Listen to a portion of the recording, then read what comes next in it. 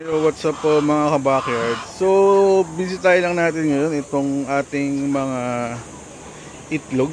Ayan. So, ito ay harvest kahapon. So, ayan, magsusort tayo. So, ngayon ang lalaki na nila oh. Dahil medyo lumalamig na yung panahon. Ayun, ang lalaki na nila. So, parang nakita ko na dito, marami kaming large, saka XL, saka jumbo. Itong kaninang harvest ko, grabe oh, laki 'di ba? Tapos, alin pa? Yun, so ito malalaki tong harvest ko kanina. Tapos meron pa dito. Tapos dito rin, kahapong harvest. Malalaki din. Ayan.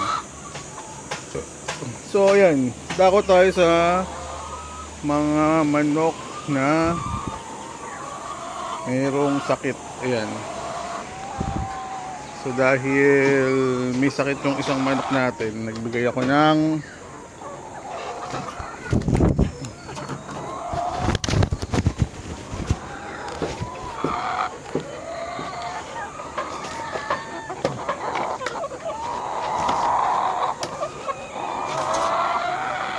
ayan, nagbigay ako ng antibiotic. So ito, pag may manok kayong ganyan, tapos ayok, ayun, namamagana yung muka. Ito na. Ayun, sa sipon yan, namamagana yung mukha niya sa sipon. So ngayon, ang binigay ko sa kanya, ito, Premoxil 550. So yan, hanggang sa gumaling siya, ibigay natin siya.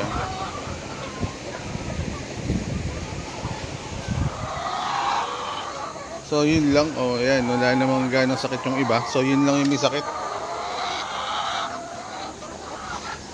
All goods naman yung mga ibang manok natin dito. At ayun, medyo palamig na yung panahon. So ayun, malalaki na yung eggs na nakukuha natin.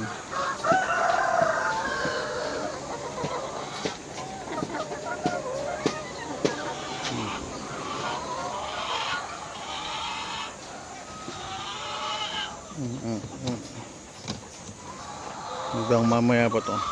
Nakaka-apat na tray na ako. So hanggang 5 yan. O 5. So mamaya mag-sort lang din ako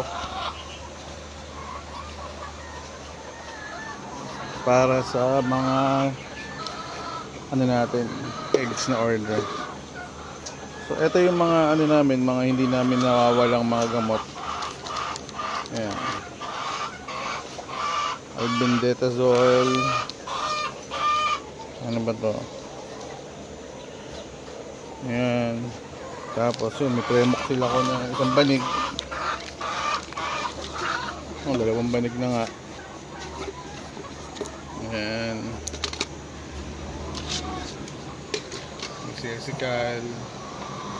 F1000. May essential bet na panghalo sa feeds. Ito, electrolytes, vitamins. So yan yung mga vitamins din namin dito. So yun lang, mag-sort muna ako. Salamat.